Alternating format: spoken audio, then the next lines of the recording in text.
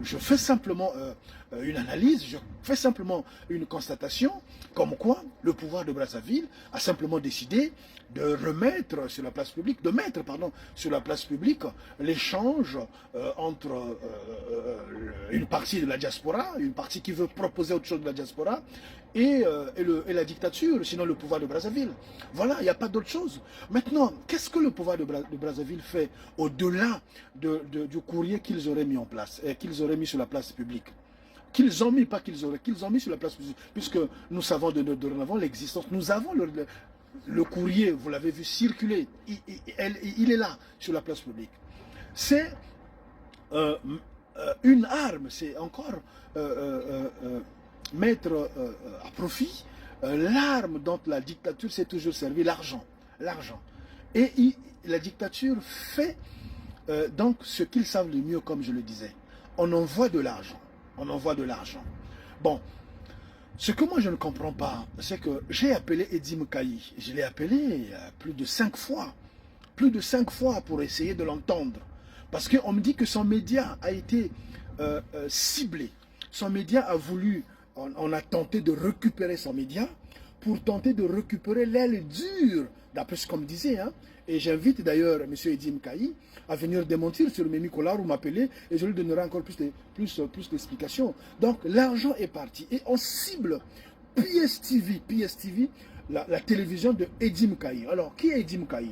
Edim Kaï, c'est celui qui, je vais dire en complicité, sinon en symbiose avec les frères de la fédération, ceux qui prônent la dislocation de la République du Congo, ceux qui ont choisi de faire de sorte que la partie septentrionale du pays se retrouve là-bas et la partie du sud soit pilotée par ceux issus de, de ces terres-là.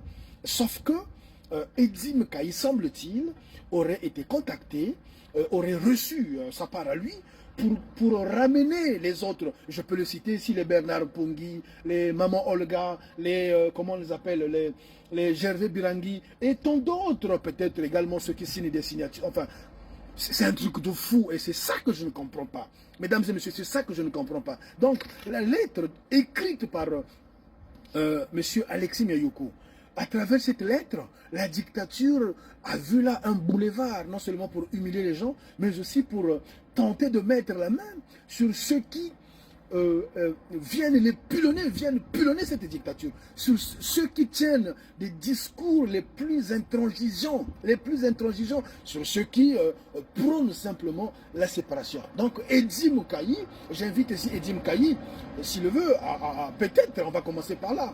Donc la dictature de Brazzaville donne de l'argent. Edim Kaï, avec sa radio PSTV, aurait reçu de l'argent pour simplement tenter de ramener ses amis, pour simplement tenter de ramener les gens de l'USK, l'unité sud du Congo. Alors ici, moi, je ne suis pas quelqu'un qui adore les polémiques, je veux simplement savoir, oui ou non, Edim Kaï, as-tu été contacté, as-tu reçu de l'argent pour justement ramener voilà, les Congolais les plus durs contre, enfin, ceux qui sont plus, vous comprenez, ceux qui sont plus durs contre le pouvoir de Brazzaville, ceux qui prônent vraiment la séparation totale avec la dictature de Brazzaville. Enfin, les noms que vous avez donnés à cette dictature, vous les connaissez simplement, mais je dis simplement ici que la lettre écrite par l'aîné Alexis Miayoko, qui se retrouve de renvoi sur la toile, a permis visiblement à beaucoup de personnes de s'enrichir. Bon, est-ce que ceux qui ont piloté ce courrier ont eu de l'argent, puisque l'argent est arrivé en deux phases. 72 000 euros quand même, c'est pas beaucoup, divisé par 2, vous pouvez faire le point, hein, s'il vous plaît. 36 000 euros, ça fait quand même beaucoup d'argent, quoi. Pendant que les gens ne sont pas payés au Congo-Brazzaville, pendant que les retraités ne sont pas payés au Congo-Brazzaville. Alors, vous comprendrez par là que c'est quelque chose de fou. C'est quelque chose de fou quand on veut se servir d'une structure comme PSTV pour tenter de ramener, je ne vais pas dire les récalcitrants, mais pour tenter simplement de ramener ceux qui prônent la séparation entre la partie septentrionale de notre pays et enfin, ceux qu'ils appellent le sud du Congo, quoi. Vous voyez, l'unité du sud du Congo. bon, prenez la parole et puis dites quelque chose. Parce que sinon, on risque de simplement de dire que sur la place de Paris, tout le travail qui se fait au sein de la diaspora, c'est juste pour le ventre, c'est juste pour des raisons mercantiles. Et là-dessus, on ne va pas être...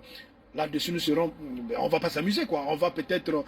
j'ai la liste ici, hein, j'ai la liste. Bon, le moment venu, on va peut-être aussi citer les noms, comme ça au moins on saura. Bon, PSTV de M. Edim Kayi, vous avez là la possibilité de venir nous dire comme quoi c'est des boules puantes simplement qu'on lance à votre direction. Votre média a-t-il, oui ou non, voulu servir d'appât auprès de ceux qui sont avec vous? Voilà. Avez-vous reçu de l'argent pour simplement ramener ceux qui sont avec vous au sein de la dictature, oui ou non? Voilà, ce sont là des propos que je lance comme ça, ce sont là des informations que je mets à la disposition de tout le monde, et j'attendrai bien évidemment que voilà, chacun prenne la parole.